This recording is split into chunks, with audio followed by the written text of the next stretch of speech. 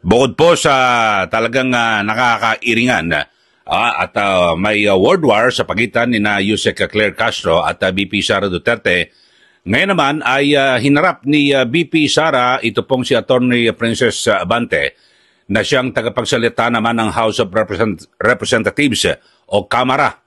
Ito ay kaugnay ng naging pahayag ni Attorney Princess Abante na hindi totoo na katang-isip o chismis lang yung mga ebidensya na kung saan ipinakulong ito pong si dating Pangulong Duterte sa ICC diyan po sa The Hague, Netherlands. At ayon po kay VP Sara, meron siyang mensahe kay Attorney Abante. Huwag ka nang makisawsaw dito sa issue ng ICC o sa kaso dahil ay wala ka ritong kinalaman at mas makabubuti na pagtuunan ng pansin ni Attorney Abante yung kanyang pagiging spokesperson ng House of Representatives. Pero dito, pakinggan ho muna ninyo kung ano ang pinag-ugatan na naging pahayag. Mamaya, ipaparinig ko rin sa inyo para mapanood nyo yung pahayag ni VP Sara. Pero dito muna, kung saan nanggaling yung statement ni VP Sara dito kay Attorney Princess Abante. May statements si Vice President Sara Duterte over the weekend. She said na based on rumors or gossip, yung detention po ni former President Duterte sa The Hague. So, may basihan po ba yung ganitong comment from the Vice President? Ang comment niya based on rumors and ang ginamit niya actually word ay nakakulong siya dahil sa Marites. Nakakulong dahil. Well, yung statement ni VP ay base sa Marites. Ang kaso doon sa ICC ay ayon sa ebidensya. Siguro doon tayo tututok. Kung ano yung pinagbabasihan ng mga reklamo, hindi ito galing sa anumang chismis. Ito ay galing sa mga ebidensya at mga testimonies ng mga witnesses. Yung may statements. Okay, so yun po ang pahayag ni Attorney Princess Abante na ngayon ay tumatayong spokesperson ng House of Representatives. Pero yan po ay hindi pinalagpas ni Vice Presidente Sara Duterte at agad niyang sinagot kasi may nagtanong nangingialam daw itong si Attorney Abante. At sabi po ni VP Sara, nako yung trabaho mo dyan sa mababang kapulungan, yan ang iyong intindihin. Ito, pakinggan ho natin para mabilisan ho ito. Giniit po ni House spokesperson na po ng Attorney Princess Abante na galing sa mga ebidensya at testimonya ng mga testigo ang kasong crimes against humanity laban kay dating Pangulong Rodrigo Roa Duterte sa International Criminal Court. Anya, Marites po daw ay yung sinabi ninyo na nakakulong si PRRD dahil sa chismis. May sagot po ba tayo dito? Siguro dapat huwag magsalita si Ms. Abante patungkol sa ICC case dahil spokesperson naman siya ng House of Representatives at wala namang kinalaman ang House of Representatives sa ongoing na kaso ngayon. Nandito ako bilang isang Pilipino, bilang isang Vice President ng Pilipinas na pinaglalaban yung karapatan ng isang kasambayan natin na Pilipino na kinuha sa Pilipinas at dinala sa ibang bansa para ikulong. So meron akong right. I have all the right to express my anger against what the administration of BBM did. Pero si Princess Abante, siya ay isang spokesperson ng House of Representatives. So ang dapat niyang itinatopic o ibinabahagi sa taong bayan ay kung ano yung nangyayari sa House of Representatives. Huwag na siyang sumausaw. Ayun. Huwag na siyang sumausaw sa out of her league.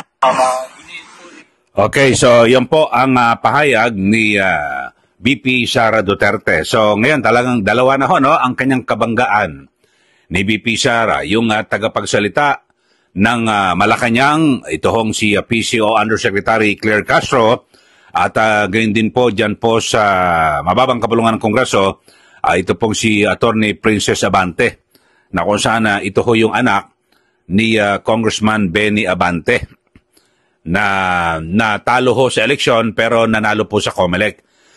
Yun ho. At siyempre nagdesisyon po ang COMELEC na pabor sa kanya.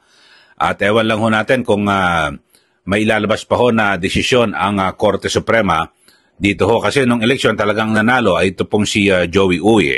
Pero hindi natin malaman kung ano nangyari at kung ano ang desisyon ng Korte Suprema. So balikan ho natin. Yun po ang payo lang naman ho ni VP Sara Duterte na manahimik at wag na po siyang makisawsaw dito po sa issue po ng ICC. Dahil sa ngayon ay sabi po ni VP Sara na bilang isang vice presidente ay kanyang ipinaglalaban yung karapatan ng isang Pilipino na biglang ipinatapon sa ICC ng isang gobyerno na niwalang ang kaso ho rito sa Pilipinas di po ba? Tapos, alam naman natin na bilang presidente na may karapatan ho siya na sabi niya magalit, siyempre yung kanyang ama ho ito, no? Ang kanyang tatay, ama, ang naging sinasabing di umano'y biktima nitong biglaang pagkawatapon at base po sa kampo ni VP Sara Duterte, ito po ay illegal at talagang pinanglihis sa tunay na issue o malaking iskandalo na nangyayari sa ating bansa, mga kababayan. Na ang sabi po nila ay naunang sinasabi na panlihis sa issue na umanay kinasasangutan ng unang ginang. So, yun ho lang naman mga kababayan at sa ngayon ay mukhang pabalik na rin po sa The Hague, mula sa The Hague, Netherlands, ito pong si VP Sara Duterte. At di ba, madalas nga pong questionin niya na Malacanang yung kanyang mga pagbiyahe. Pero alam niyo naman ho at siguro sa kahit tayo, no, ako hindi ako abogado, yung mga nakikinig at nanonood sa atin, kahit kayo hindi kayo abogado, titingnan niyo lang naman ho sa ating saligang batas, ano ba yung mga tungkulin ng isang vice presidente. So wala ho, ang function wala Kasi kaya nga kadalasan kapag ang presidente ay gusto niya magtrabaho, ang vice presidente, binibigyan po yan ng cabinet position di po ba? At kung kanyang kaalyado. Pero kapag hindi kaalyado, wala na ho. At talagang ang gagawin lang ho ng vice presidente ay wala. Mag-aantay lang ho kung ano mangyayari sa presidente. Kung siya po ay hindi na kayang gampanan yung kanyang tungkulin bilang Pangulo ng bansa. Kumbaga sa di ba yung mga sinasabi, hindi, spare tire, yung preserba ng gulong. Yun lang po ang binabanggit. Pero sa